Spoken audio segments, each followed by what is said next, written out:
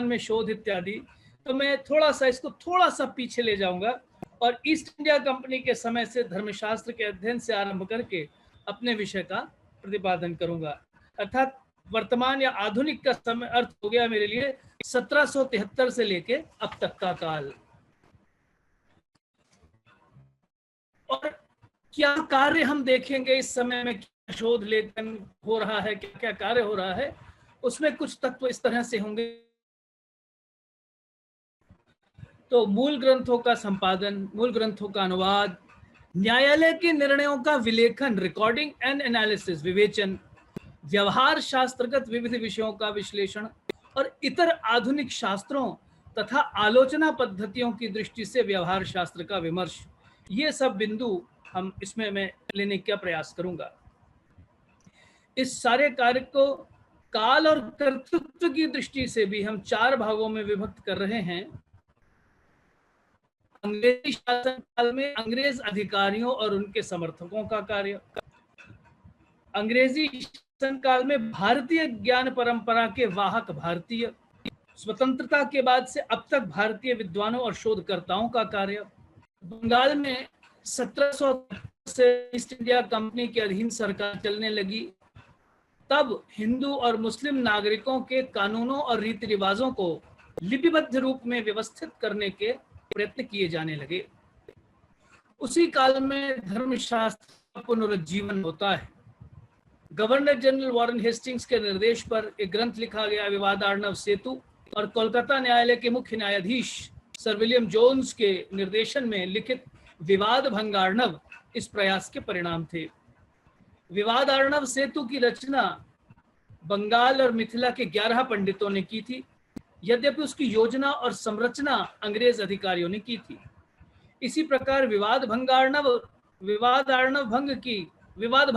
की भी पूरी परिकल्पना न्यायाधीश विलियम जोन्स ने की थी, किंतु इसका संकलन जगन्नाथ तर्क पंचानन के नेतृत्व में बंगाल के पंडितों की एक मंडली ने किया था।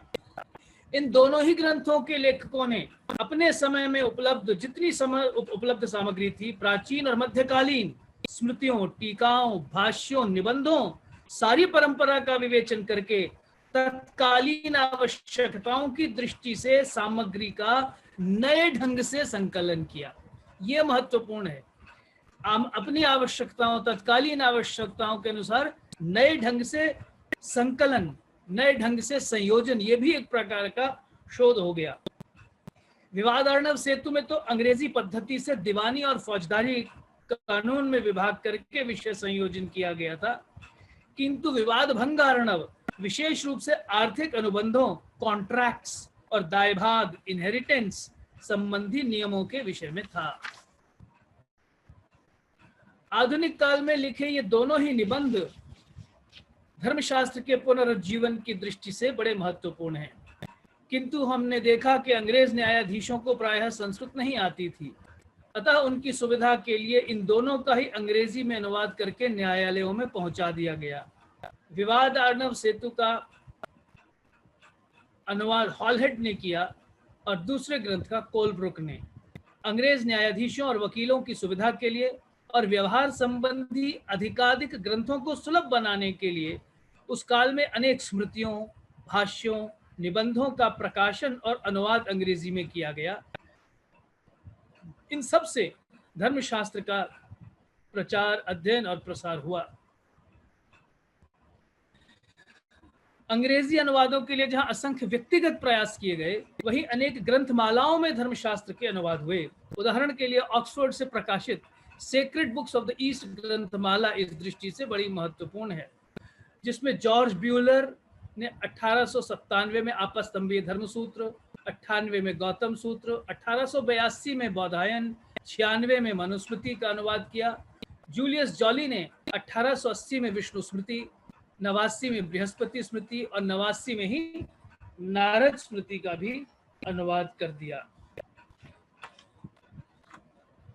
धर्मसूत्रों और स्मृतियों के बाद विद्वानों का ध्यान टीका, भाष्य और निबंधों की ओर गया। यह जाना स्वाभाविक था, क्योंकि जब हम कोलब्रुक के अनुवाद को देखते हैं या विवाद भंगार्णव को देखते हैं, तो उसमें न केवल स्मृतियों के उद्धरण हैं, अपितु टीकाओं के, मिताक्षरा के, कुल्लूक के, भी बहुत उदाहरण है, और चंडेश्वर, स्मृति चंद्रिका जैसे निबंधों तक के उदाहरण उसमें हैं।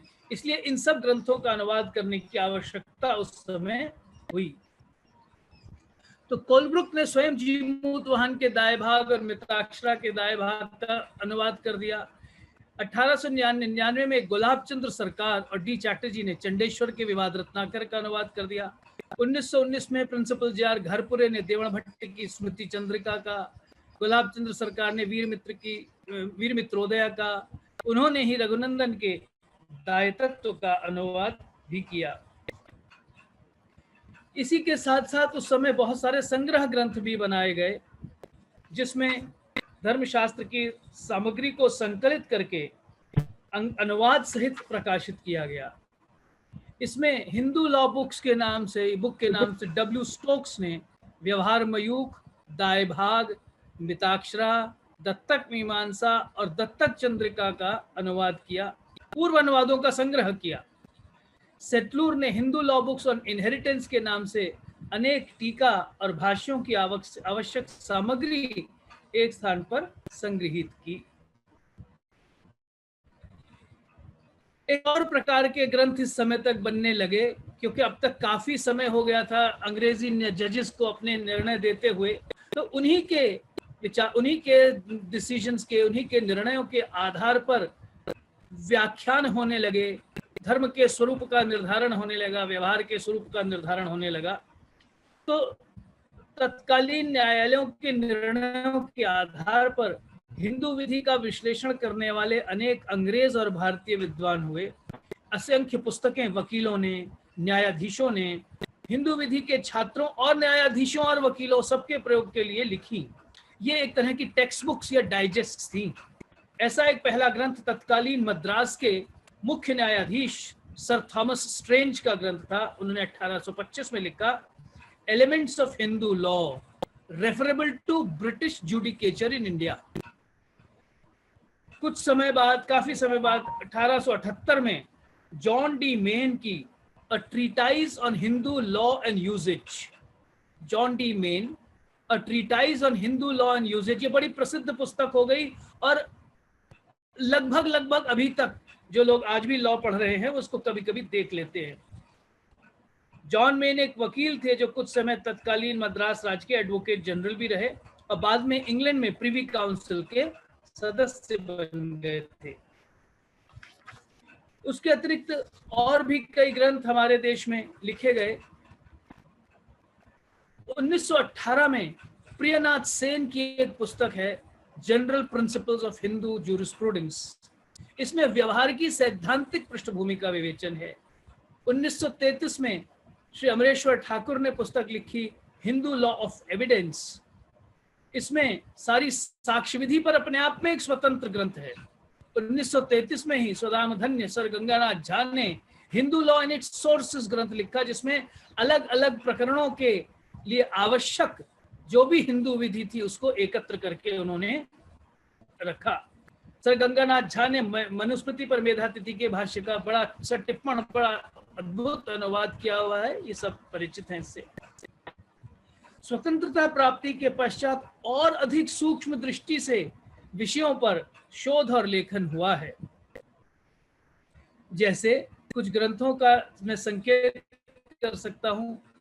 ऋणदान पर एक पूरा पुस्तक चैटर्जी की law of debt in India. हिंसा पर आधारित विवादों पर लगातार 3-4 पुस्तकें। 1960 में शुक्ला दास का ग्रंथ है crime and punishment in India. 86 में दमयंती डुंगा जी का ग्रंथ है law of crime and punishment in India. 86 में ही तारापद लाहिड़ी की पुस्तक आई crime and punishment in India. 1989 में बी.एन. मणि ने फिर धर्मशास्त्रों के चुने हुए विषयों का क्रम से प्रकाशन करके रखा, अलग अलग विषय क्रम से फिर सारे विषयों को रखा और उसका नाम है लॉज ऑफ धर्मशास्त्र। 1918 में मधुकर पाटकर की एक बड़ी महत्वपूर्ण पुस्तक आई है, Narada, Brihaspati and Katyayana, a comparative study in judicial procedure. ये हमने जब स्रोतों की चर्चा की थी तो बात की थी कि नारद, बृहस्पति और कात्यायन में अन्य भी विषय हैं, लेकिन प्रधानता उसमें जुडिशियल प्रोसीजर की, न्यायिक प्रक्रिया की है। तो उसका एक आलोचनात्मक अध्ययन, विवेचनात्मक अध्ययन इस पुस्तक में हमें मिलता है। न्याय व्यवस्था पर शोध करने वाले एक और प्रमुख नाम हमारे सामने है, वो एसजी मोघे का है। मीमांसा व्याख्या सिद्धांतों का धर्मशास्त्र पर क्या प्रभाव रहा है, अलग अलग मीमांसा सिद्धांतों को लेकर अलग अलग लेख लिखकर इन्होंने दिखाया कि कहाँ कहाँ किस किस धर्मशास्त्र में कैसे कैसे मीमांसा के सिद्धांतों का प्रयोग किया गया। मैंने भी एक छोटी सी पुस्तक लिखी हुई है, मेडिवल हिंदू लॉ। ये ऑक्सफोर्ड यूनिवर्सिटी प्रेस से प्रकाशित है। इसमें मेरा मुख्य विषय है कि स्मृतियों की तुलना में टीका, भाष्य और निबंधों में क्या परिवर्तन हो जाते हैं और उनके पीछे क्या कारण परंपरा रही होगी, इसका विवेचन मैंने करने का प्रयास किया है। अब धर्मशास्त्रीय न्याय व्यवस्था पर शोध के लिए कुछ अन्य संसाधनों का उल्लेख मैं करना चाहता हूं। सबसे पहले नाम आता है महामहोपाध्याय पांडुरंग वामन काणे के धर्म हिस्ट्री ऑफ धर्मशास्त्र का।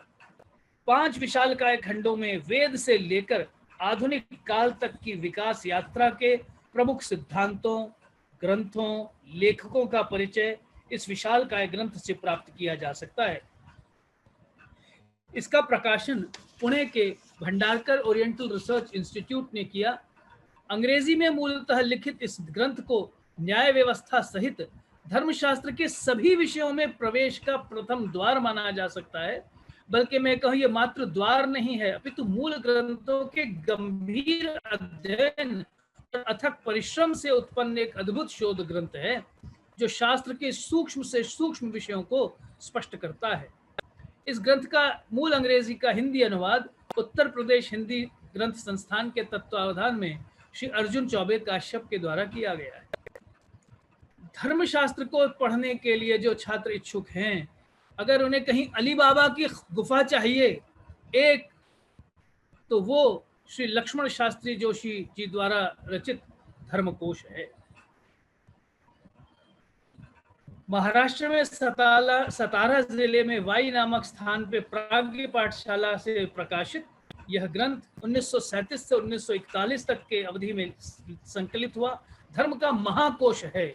इसमें ऐतिहासिक क्रम से वेदों से लेकर पुराण, इतिहास, स्मृति, अर्थशास्त्र, टीका, निबंध आदि असंख्य ग्रंथों की सामग्री विषय क्रम से दे दी गई है। न्याय व्यवस्था विषयक सामग्री 3 बड़े खंडों में है। व्यवहार कांड का प्रथम भाग है व्यवहार मातृका। 18 विवाद पदों का विवेचन 2 खंडों में किया गया है। धन संपत्ति विषयक सभी विवाद पद प्रथम खंड में है तथा हिंसा विषयक साहस, चोरी आदि विषय पद जो वो द्वितीय खंड में है। अनेक पांडुलिपियों और अब अनुपलब्ध ग्रंथों की सामग्री भी इस महाकोश में सुलभ है। भारतीय न्याय व्यवस्था के विषय में शोध करने के लिए जितनी भी आवश्यक सामग्री है इस एक ग्रंथ से प्राप्त की जा सकती है, या कम से कम उसके विषय में मूल जानकारी यहाँ से प्राप्त की जा सकती है। आदरणीय लक्ष्मण शास्त्री जी ने किसी एक विषय में विविध ग्रंथों के महत्वपूर्ण उद्धरण एकत्र कर दिए हैं, तो कम से कम हमें दिशा मिल सकती है कि अगर हमें इस पर और सामग्री चाहिए तो हम कौन से ग्रंथ को देखें, कौन सा संदर्भ देखें। यदि कोई चाहे तो उन ग्रंथों के अन्य अंशों को देखकर अधिक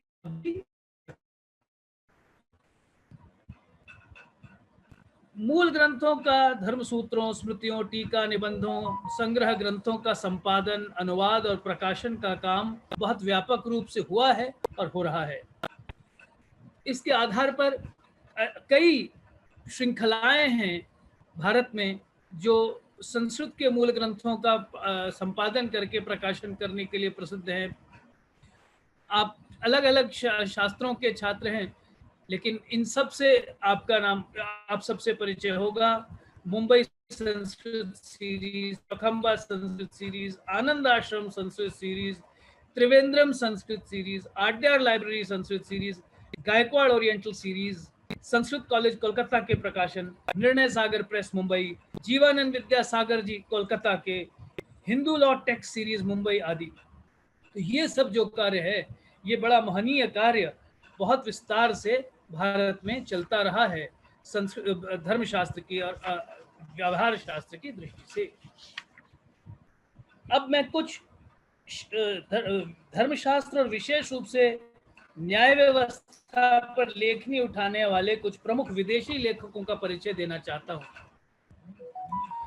इंग्लैंड के विद्वान डंकन जेडीएम डेरेट ने यूरोप और अमेरिका में भारतीय न्याय व्यवस्था के विषय में नई जागरूकता उत्पन्न की है। Hindu law past and present, religion and state in India, modern Hindu law, दर्जनों शोध प्रबंधों के लेखक श्री डेरेट आज भी हिंदू लॉ के अध्येताओं के पथ प्रदर्शक गुरु हैं। बल्कि अभी मैं नाम जो लूंगा तो एक पूरी शिष्य परंपरा छोड़ के गए, तो वो उनके जो पद चिन्हों पर चल रहे हैं। फ्रांस के धर्मशास्त्रियों में रोबेलिंगा, स्पेलिंग है रॉबर्ट लिंगात लेकिन उच्चारण है रोबेलिंगा, फ्रांस के धर्मशास्त्रियों में प्रमुख नाम है। इनकी एक पुस्तक है क्लासिकल लॉ ऑफ इंडिया, जो परवर्ती सभी लेखकों ने खूब इसका इस्तेमाल किया है। लूडो रोशे मूलतः बेल्जियम के थे लेकिन कर्मभूमि उनकी अमेरिका रही। 100 से अधिक शोध लेख लिखे हैं विविध पक्षों पर। टोडरमल के आदेश से रचित टोडर आनंद के व्यवहार भाग पर पुस्तक लिखी है। जीमूत वाहन के दाएं भाग का एक नया अनुवाद 2002 में ऑक्सफोर्ड यूनिवर्सिटी प्रेस से आया। वाचस्पति मिश्र की व्यवहार चिंतामणि पर ग्रंथ लिखा है। Studies in Hindu law and धर्मशास्त्र नामक संग्रह का संपादन किया है। संयोगवश मेरी जो पुस्तक ऑक्सफोर्ड यूनिवर्सिटी प्रेस ने प्रकाशित की उसकी समीक्षा रोशे महोदय ने की। उनकी धर्मशास्त्र के प्रति दृष्टि है कि ये कानून के आधुनिक यूरोपीय रूप से बहुत भिन्न है। बस इस विषय पर मेरा मैं इत्तेफाक नहीं रखता। वर्तमान में पैट्रिक ओलिवेल एक बहुत बड़ा नाम है, अमेरिका में बसे हैं, श्रीलंकाई विद्वान हैं। अब तक 20 से अधिक पुस्तकें धर्मशास्त्र पर विविध विषयों पर लिखी हैं। धर्मसूत्र के नाम से आपस्तंभ, बौधायन, गौतम और वशिष्ठ धर्मसूत्रों का सटिप्पण सानुवाद प्रकाशन किया। मनुस्मृति का नया संस्करण 2018 में विष्णु धर्मसूत्र का अनुवाद, टिप्पणियों और अनेक परिशिष्टों सहित प्रकाशित किया। 2020 में याज्ञवल्क्य श्रुति का संपादित संशोधित संस्करण उसके ऐतिहासिक विकास को दिखाते हुए निकाला। आलोचनात्मक ग्रंथों में गृहस्थ, द हाउस होल्डर, अ धर्म रीडर, धर्म studies in its semantic, cultural and religious history, the आश्रम सिस्टम आदि हैं। डिक्शनरी ऑफ लॉ एंड धर्मशास्त्र इनकी बड़ी महत्वपूर्ण है, उपयोगी है। एक नाम और, रिचर्ड लेरीवेयर, 1982 से अमेरिका में पढ़ाते रहे। उन्होंने भारतीय न्याय व्यवस्था के इतिहास पर अनेक लेख और पुस्तकें लिखी। स्मृति, यह लेख 2005 में इंसाइक्लोपीडिया ऑफ रिलीजन में law and religion in Hinduism पर उनका लेख है। उनकी एक और पुस्तक है ऑर्डील्स in classical Hindu law, Divya प्रमाण। 1989 में नारद स्मृति का संस्करण निकाला और 2003 में न्यायिक प्रक्रिया संबंधी कुछ लोकप्रिय विषयों पर लिखा है। उनके शिष्य डोनाल्ड डेविड, उनके लेखों का एक संग्रह उन्होंने छापा है दिल्ली की प्राइमस बुक्स से। अब स्वयं डोनाल्ड डेविड एक टेक्सास विश्वविद्यालय में प्रोफेसर हैं, धर्म तथा व्यवहार पर खूब लिख रहे हैं। प्रोफेसर ओलिवेल के साथ मिलकर अ न्यू हिस्ट्री ऑफ धर्मशास्त्र नामक ग्रंथ रचा है, जिसका अभी भारतीय संस्करण उपलब्ध नहीं है। द धर्म of business, commercial law in medieval India उनकी एक अन्य पुस्तक है। आजकल अगर आप उनकी वेबसाइट देखें डोनाल्ड डेविस की, तो वो बताते हैं कि वो आजकल मिताक्षरा का नया अनुवाद कर रहे हैं और भारत के विभिन्न भागों के स्थानीय धर्मशास्त्रों पर शोध कर रहे हैं, जो बहुत ही महत्वपूर्ण विषय है। उसके अतिरिक्त उनके अनेक शोध लेख विश्व की प्रतिष्ठित पत्रिकाओं में छपते रहते हैं। Professor Werner Menski school of oriental and African studies London के प्रोफेसर रहे। 1983 से अब तक भारतीय न्याय व्यवस्था पर कई शोध लेख लिखे। उनका अपना शोध प्रबंध हिंदू विवाह के अनुष्ठानों के विषय में है। 2003 में आई उनकी पुस्तक Hindu law and tradition, Hindu law beyond tradition and modernity, आधुनिक और प्राचीन हिंदू कानून से संबंधित कई सैद्धांतिक प्रश्नों का समाधान करती है। भारत के विश्वविद्यालयों में जो शोध संबंधी कार्य हो रहा है उस पर हम थोड़ा सा दृष्टिपात कर सकते हैं। राष्ट्रीय संस्कृत संस्थान की जो वेबसाइट है उस पर अगर हम देखें तो बहुत से कई प्रकार की जानकारी हमें उससे उपलब्ध होती है कि किस प्रकार का शोध भारत में इस समय धर्मशास्त्रों पर हो रहा है। मुख्य ग्रंथों का संपादन और समीक्षा, मदन पाल रचित स्मृति कौमुदी, मदन प्रकाश स्मृति सार संग्रह, स्मृति तत्व चिंतामणि, याज्ञवल्क्य स्मृति पर अनेक पक्षों पर सौराष्ट्र, नागपुर, हरिद्वार, कानपुर, कुमाऊं, पटना, दिल्ली, इन सब विश्वविद्यालयों से काम हुआ। व्यवहार चिंतामणि पर पंजाब में 1986 में काम हुआ। तो फिर स्मृति के किसी पक्ष विशेष को लेकर उसका विश्लेषण करते हैं, जैसे दंड प्रक्रिया, महादेव प्रसाद उपाध्याय हरिद्वार, स्त्रियों की स्थिति, रोहिणी देशपांडे नागपुर,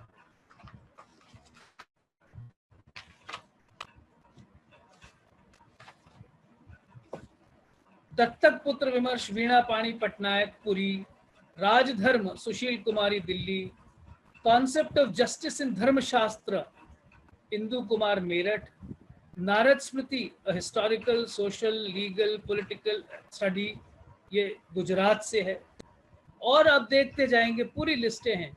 याज्ञवल स्मृति का नीति शास्त्रीय समीक्षात्मक अध्ययन, a critical and comparative study of Manusmriti and Yajnavalkya Smriti, या एक अन्य मराठी भाषा में crime and punishment in ancient India, a study of Manu and Kautilya. तो इस प्रकार से काम हो रहा है लगातार। जब हम कानून की बात करेंगे, जब हम व्यवहार की बात करेंगे, तो स्मरणीय है कि राजनीति उसका अहम हिस्सा है। इसलिए शक्ति विस्तार और प्रशासन कुशलता ये तत्व न्याय व्यवस्था के स्वरूप और सफलता के निर्माता हैं। जिस राज्य का जितना विस्तार होगा, जिस राज्य की जितना प्रसार होगा, जितना उतना शक्ति का विस्तार होगा, उतना ही वो शासन व्यवस्था को दुरुस्त करेगा और प्रयास करेगा न्याय व्यवस्था को भी अपने अधीन करने का। इसलिए न्याय व्यवस्था के विद्यार्थियों को राज्य व्यवस्था और राजनीतिक मुद्दों से भी परिचित होना पड़ेगा। राज्य समाज की वो इकाई है जो भुजबल और धनबल से सभी संस्थाओं और संगठनों पर अधिकार करती है। भारत में राज्य के उदय और शक्तियों का अध्ययन आवश्यक है, अतः स्मृतियों और निबंधों में राजधर्म प्रकरण का ज्ञान होना आवश्यक है। कई निबंधकारों ने राजधर्म पर पृथक रूप से निबंध लिखे हैं और शुरू से राजधर्म भाग रहा है। लक्ष्मीधर का कृत्य कल्पतरु है, उदाहरण के लिए एक निबंध। महामहोपाध्याय पीवी काणे के हिस्ट्री ऑफ धर्मशास्त्र में राजधर्म का बड़ा विशद विवेचन है। यह विषय अर्थशास्त्र का है, अतः कौटिल्य अर्थशास्त्र का भी अध्ययन अपेक्षित है। उसी की परंपरा में जो नीति ग्रंथ है, शुक्र नीति, विदुर नीति, शांति पर्व इत्यादि, इन सब का भी ध्यान जो लोग धर्मशास्त्र में, व्यवहार शास्त्र में अनुसंधान करना चाहते हैं उनको करना होगा।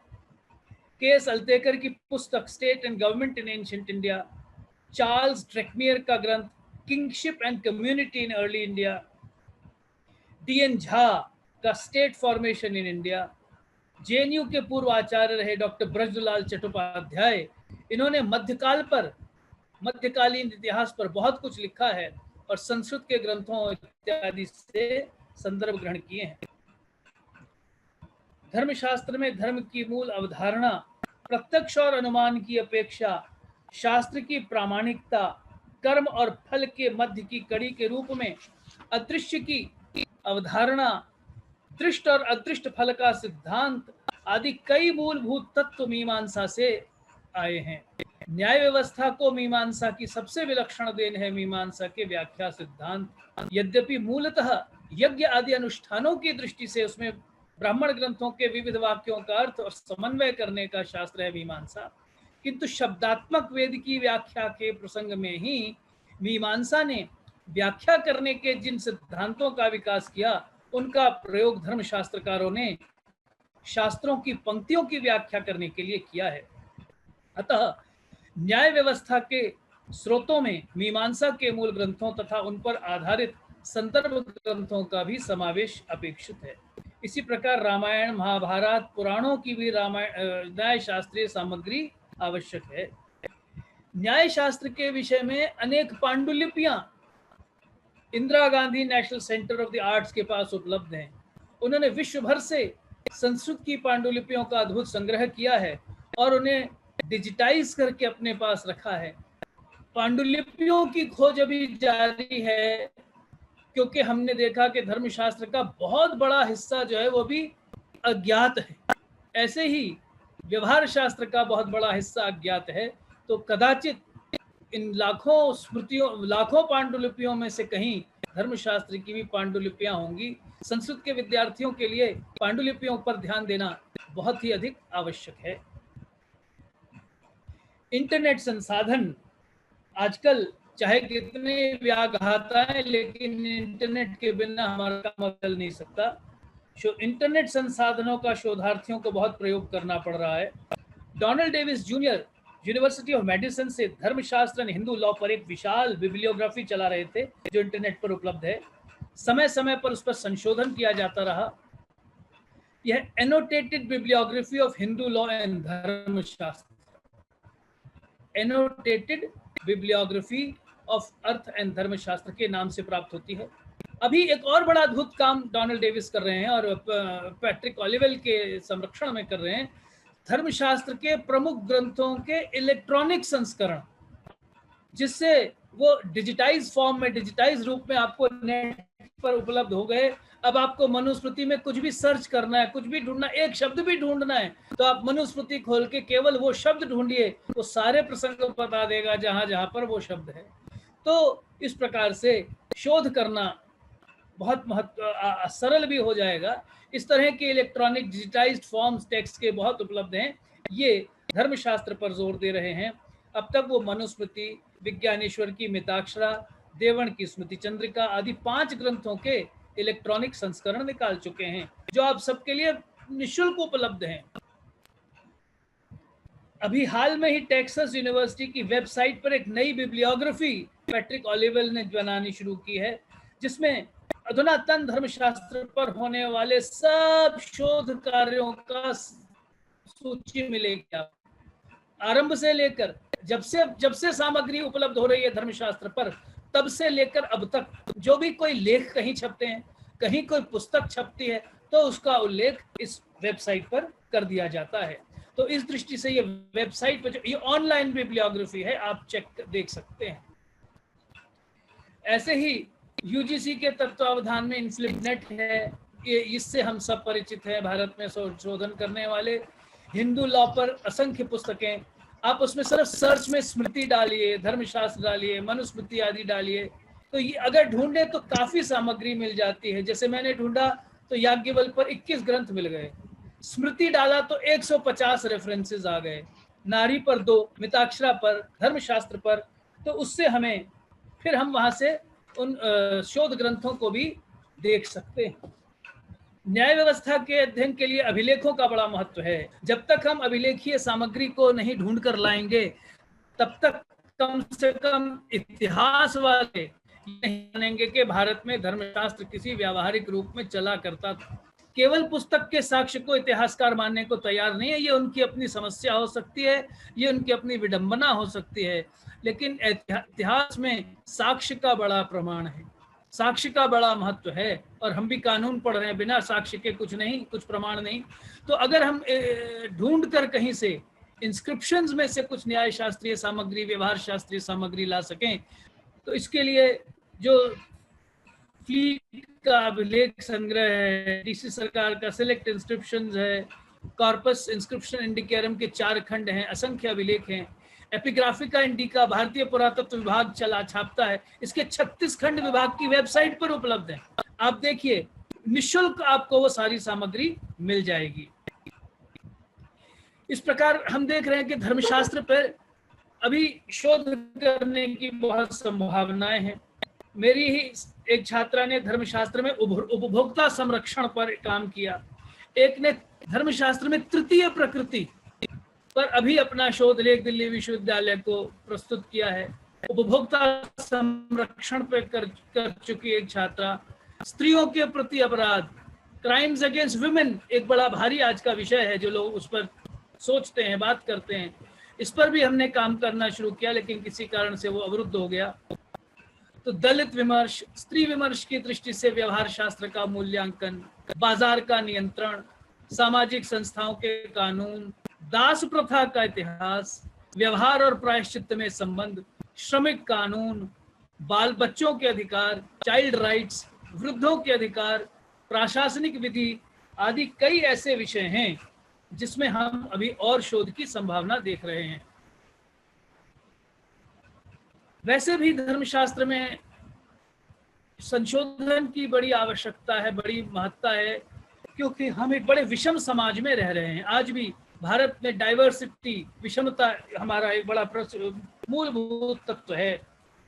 बड़ी विषमताएं हैं। बड़े शहरों में शिष्ट वर्ग की सामाजिक, आर्थिक, राजनीतिक परिस्थितियां, उनका सोच, उनके सही गलत के विचार, उनकी जीवन शैली बिल्कुल फर्क है।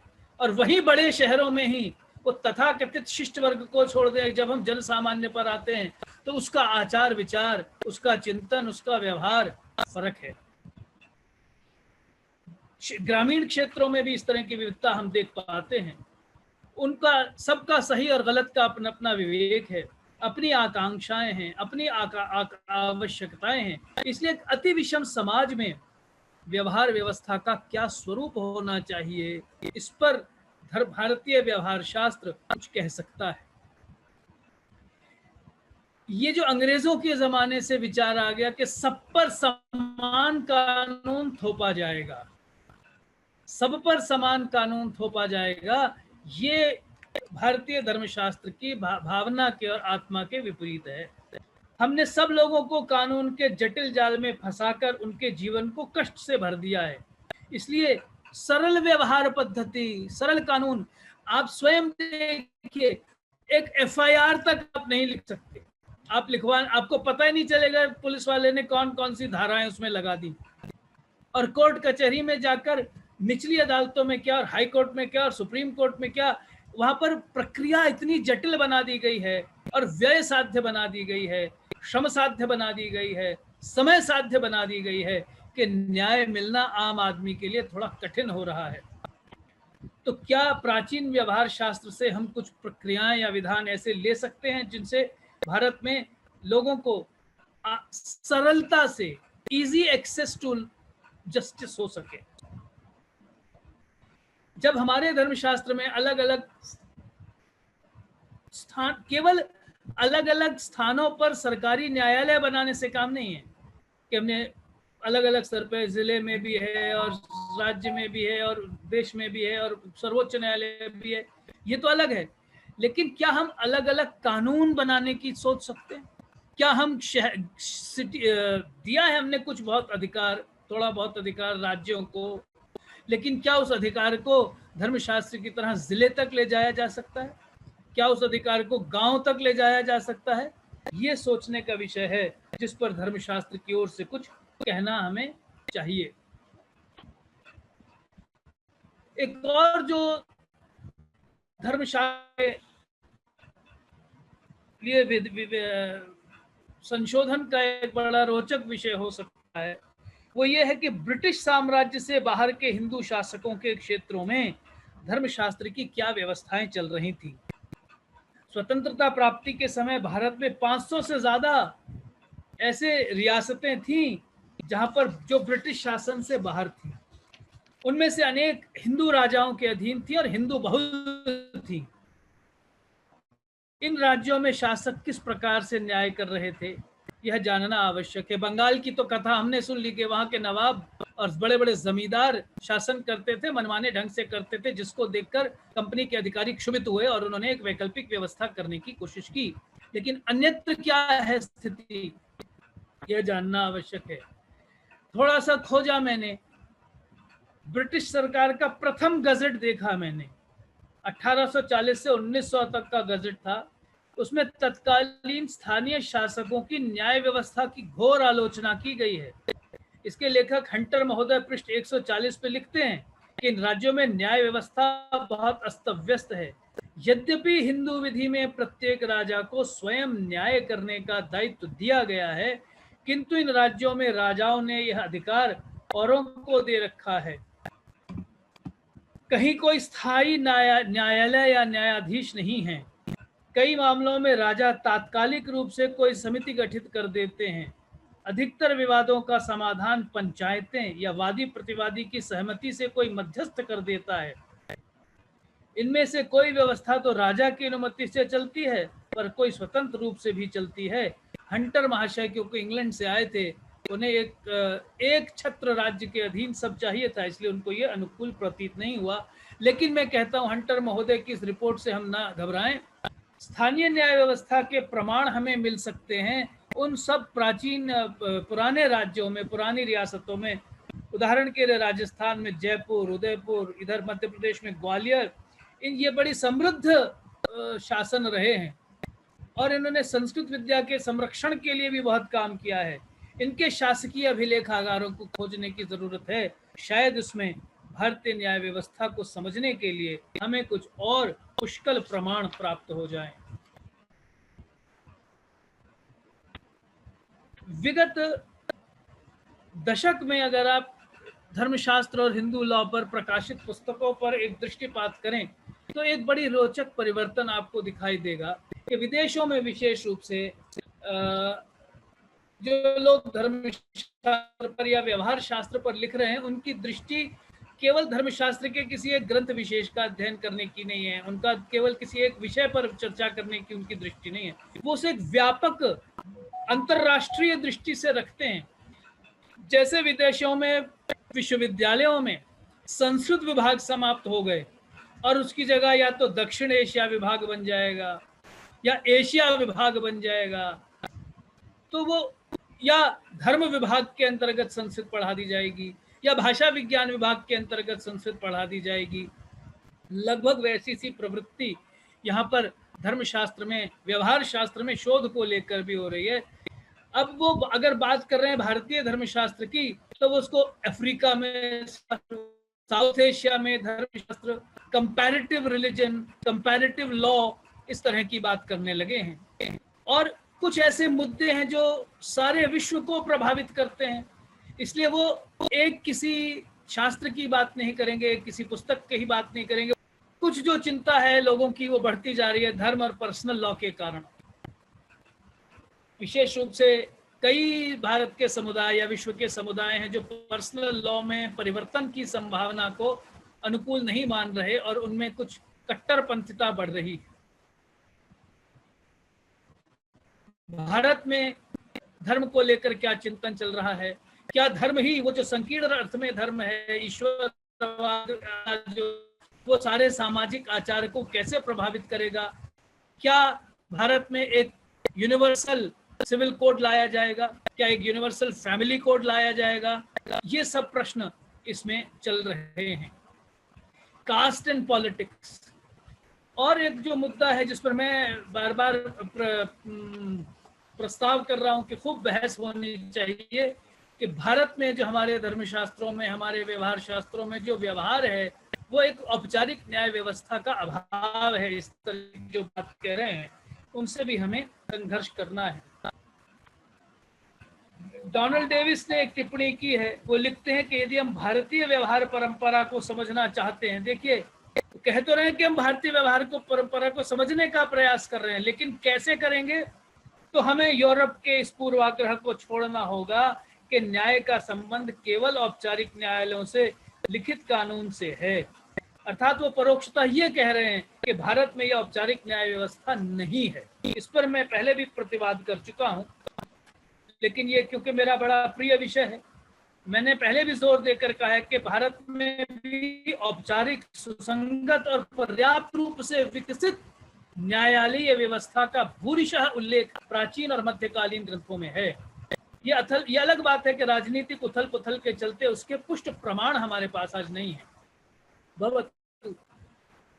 स्थानीय स्तर पर, मैंने बताया डोनाल्ड डेविस आजकल एक प्रयास कर रहे हैं, स्थानीय स्तर पर क्या शासन व्यवस्था रही है, उसकी भी वो, क्या न्याय व्यवस्था रही है, उसकी वो कुछ गवेषणा कर रहे हैं। तो उन्होंने उस क्रम में केरल के नंबूद्री ब्राह्मणों की देश मर्यादा अर्थात स्थानीय आचार के आधार पर एक लेख लिखा। Recovering the indigenous legal traditions of India. Recovering the indigenous legal tradition of India. Classical Hindu law in late medieval Kerala. यहाँ पर उन्होंने त्रिकंडियूर संकेतम के नंबूदरी ब्राह्मणों के 2 धर्मशास्त्रों का उल्लेख किया है। उनके अपने 2 धर्मशास्त्र थे, लघु धर्म प्रकाशिका और व्यवहारमाला। ये निश्चित रूप से प्राचीन धर्मशास्त्रों से प्रभावित हैं, ऐसा डोनाल्ड डेविस ने कमेंट की। लघु धर्म प्रकाशिका में केरल के नंबूदरियों के विशेष नियम भी लिखे, परंतु व्यवहार में देश मर्यादा अर्थात नंबूदरी संप्रदाय के स्थानीय आचार के आधार पर ही उनमें कानून व्यवस्था चलती थी। संस्कृत नहीं चल रही, यह कार्य मलयालम भाषा में होता था तथा सभी पारिभाषिक शब्द मलयालम में थे। किंतु फिर भी डेविस ने एक निष्कर्ष जो उसमें से दिखाया वो ये कि वह स्थानीय कानून बहुत सीमा तक प्राचीन धर्मशास्त्र की व्यवस्थाओं से बहुत मेल खाते थे तथा वे धर्मशास्त्र द्वारा की गई व्याख्याओं पर ही आधारित थे। इसलिए चाहे भाषा भी बदल गई, चाहे ग्रंथ भी बदल गया, किंतु आत्मा नहीं बदली है। ये मैं आपके आमने सामने प्रस्तुत करना चाहता हूँ। तो इसलिए अगर हम स्थानीय स्तर पर इन स्थानीय कानून व्यवस्थाओं का भी अन्वेषण करेंगे तो उनका प्रत्यक्ष संबंध हम धर्मशास्त्र से जोड़ पाएंगे, ऐसा मेरा अनुमान है। जैसे संस्कृत भाषा है, आपको वैसे कहीं नहीं सुनाई देगी, किंतु हर क्षेत्र में जो लोग अपनी अपनी भाषा बोल रहे हैं उनकी भाषा में संस्कृत की उपस्थिति कितनी बड़ी मात्रा में है। गुजराती लोग गुजराती जिस समय बोलते हैं वो सोचते हैं हम गुजराती बोल रहे हैं, लेकिन वो उसमें धड़ल्ले के साथ संस्कृत के शब्दों का प्रयोग कर रहे होते हैं। मराठी बोलते हैं, धड़ल्ले से संस्कृत आती है। मलयालम में तो इतने भारी अनुपात संस्कृत के शब्दों का है, तमिल में है। तो जैसे संस्कृत मरी नहीं, इन नए रूपों में आविष्कृत हो रही है।